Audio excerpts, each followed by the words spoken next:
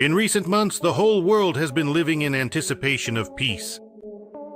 At any moment now, the orange-haired golfer will put pressure on everyone and there will be calm and tranquility. After all, as Trump and his cronies assure us, Putin really wants peace. He can hardly eat, he wants it so much. He just needs to be buttered up a little. Donald Trump is applauding Putin. I remember how Steve Witkoff, the special representative for Russia, would clutch his heart with joy at the sight of Vladimir Putin. He smiled and very actively showed his admiration. We have bad news for the sleeping beauty in the Oval Office. Just as Putin couldn't take Kiev in 3 days, Donald won't achieve peace either.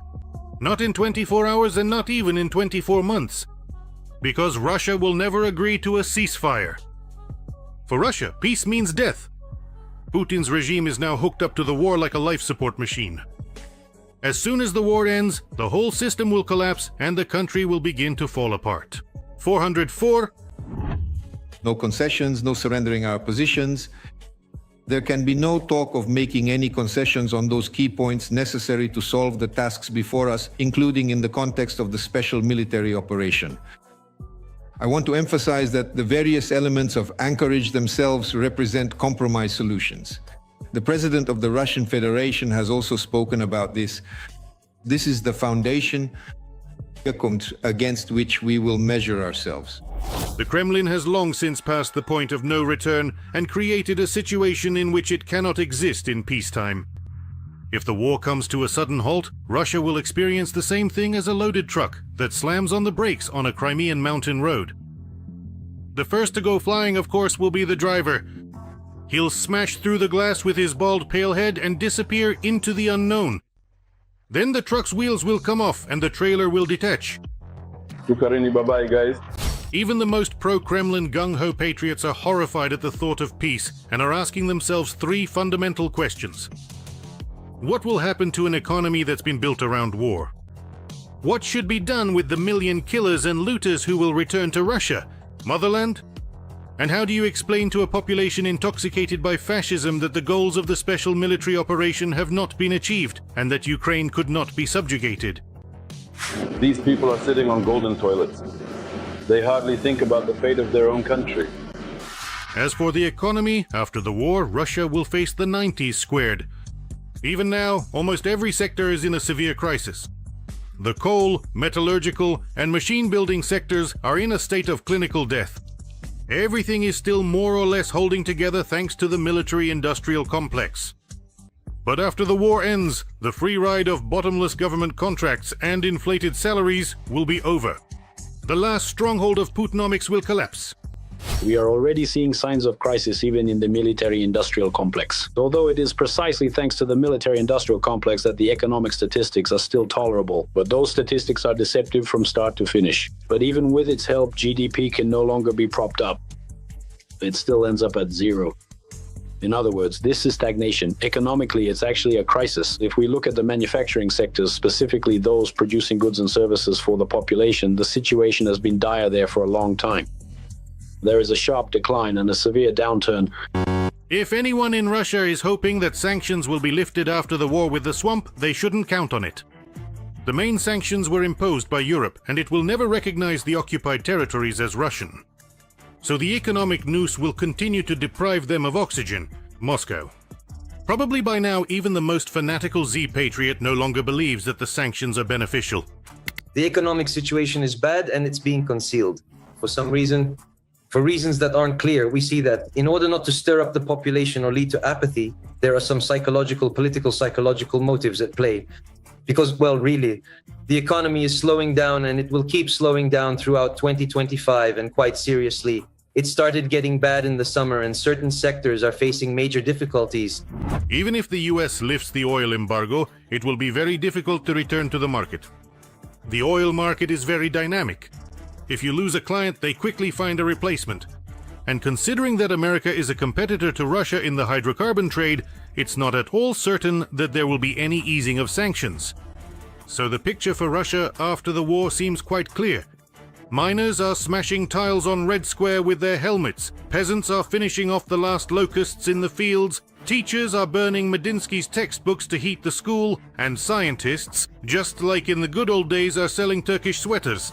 Near the metro, the Golden Ring will be melted down, and Siberia will be leased to the Chinese for a truckload of dumplings.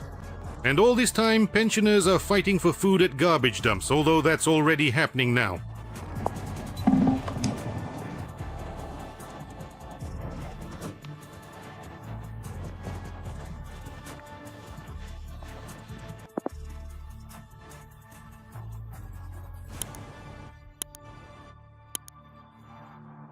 But all the economic problems will seem insignificant to Russians compared to the return of the heroes of the special military operation, 1 million killers, looters, and war criminals who fought solely for money and now won't want to work as a tram driver for 20,000 rubles.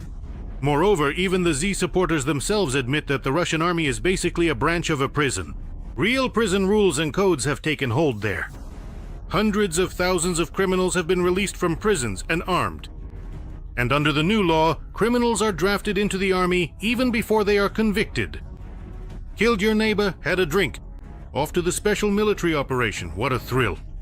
The ultra-patriots openly say that the Russian army is a rabble and riffraff. People go there for the money, those in need go. There are deadbeat dads, people stuck in debt, drug addicts who get caught and are forced to sign a contract. In other words, it's the lowest strata of society. The army is just a rabble. That's how it is in the public consciousness, and that's the reality. What do you think a person who's been through the war and already had a criminal past will do when he returns to civilian life? He's clearly not going to be growing tulips. All these numerous people who have gotten their hands on various weapons, gone through the entire war, and some of whom possess a very serious criminal background, something truly significant has to be done with them. It's time the Soviet Union was swept by a wave of banditry after the Afghan war. When former soldiers, trained to kill, banded together to engage in racketeering and other familiar activities from the 1990s.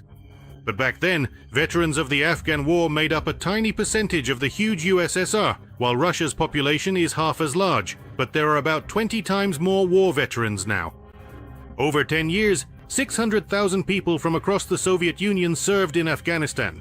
But now that many occupiers are present in Ukraine at the same time, more than 700,000. Millions have already passed through the front lines.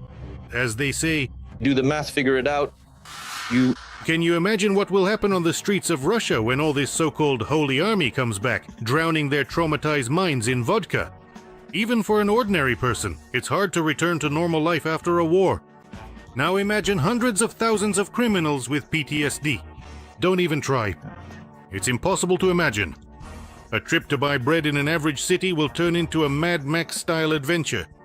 Russians are already slowly starting to get used to this new reality. Over the years of full-scale war, our boys, according to official data alone, have killed more than 1,000 people in civilian life. Even more have been maimed and left disabled. And official data in Russia is always understated. Many of the crimes committed by the SVO Shnicky are covered up and hidden to avoid causing panic. This Sinitsyn killed a woman here once. 2 children were left without a mother. He killed her brutally. He raped her. He gouged out her eyes. I don't know. He's just a monster. In the city of Chebakul, a photo of a rapist and murderer was found on a display honoring war participants. He enlisted to go to the front straight from prison. Post-war Russia will resemble a room packed with people, where everyone has been handed a knife and the lights have been turned off. Naturally, Putin is very afraid of this. He understands that his OMON, which is used to dispersing students and liberals, may, to put it mildly, not be able to handle a crowd of aggressive, hardened killers. And these killers will have more grievances against the authorities than the height of the Spasskaya Tower. The soldiers will remember the resetting of presidential terms and the abuse from their commanders. They'll ask, why isn't there a victory? Where is the promised greatness, and why have they stopped paying salaries? But in the Ministry of Defense and in the Army, for me, for example, this is nonsense. That is when it's specifically the command staff, by force, they take away the soldiers' documents. As for why this is being done, honestly, nothing decent comes to mind. In other words, I can't think of any good reason for why this is happening. All I can say is that in my own, later on, or rather, now there's a lot of information coming in that's exactly how soldiers go missing. Their documents stay at headquarters, and then those documents are used to take out loans and leak information to the enemy. I really want to draw attention to this problem. And that's when the war will finally affect everyone in the country. 404. But this time it'll be a civil war. There's another grim prediction for post-war Russia. By attacking Ukraine, the Kremlin has legitimized separatism within Russia itself. By seizing parts of Ukraine's territory under the pretext of some fake referendums, Moscow has opened an entire Pandora's box. Russia will start to fall apart almost immediately. There will be neither the strength nor the resources to stop it. Moreover, any region will have every right to independence, because the Russian constitution no longer applies. As soon as the occupied territories were incorporated into it in violation not only of international law but also Russian law, the constitution lost its legitimacy. In fact, Russia now has neither internationally nor domestically recognized borders. None at all. Simply put, none. Putin does not want any kind of peace, and he will do everything to prevent it. As long as he is alive, Russia will continue to wage war. Therefore, if the world wants peace, it must do everything possible to help Ukraine defeat the occupier on the battlefield. I would like to remind you that this video is created for entertainment purposes and contains elements of satire and irony. All facts and events are presented in a hyperbolized or exaggerated form to convey a comedic or dramatic effect. Our goal is not to mislead, but to highlight humor. Please take it with a smile. Residents of St. Petersburg, Russia, took to the streets to protest the demolition of a historic site, but were detained.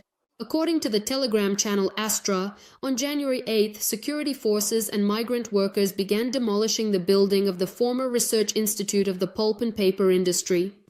Since 2019, activists had been defending it. Residents of St. Petersburg demanded that the authorities recognize this example of post-war Soviet architecture as a cultural heritage site, but their request was denied. People tried to stop the demolition by entering the building and blocking the excavator. However, riot police later began detaining protesters in a rough manner. One of the detainees spoke about the protest on video. We broke through the ring made up of migrants, or rather presumed migrants, right? I think the protest was successful, but well, right now I am detained and sitting in a police van. According to the Telegram channel Astra, law enforcement detained 19 people. The protesters were also obstructed by migrants who had been offered temporary work in local chats the day before. We need people for a cordon tomorrow. A building is being demolished, so you'll need to stand around the perimeter to keep local residents from entering the area. The job is easy. Police, emergency services, and an ambulance will be nearby. Everything is official. Tea and restroom access are provided. It is noted that in February 2025, the Scientific Research Institute of the Pulp and Paper Industry was added to the list of sites possessing characteristics of a cultural heritage object. However, the building never received full protected status, and in December the authorities issued a demolition order for it. A residential complex is planned to be built on the site,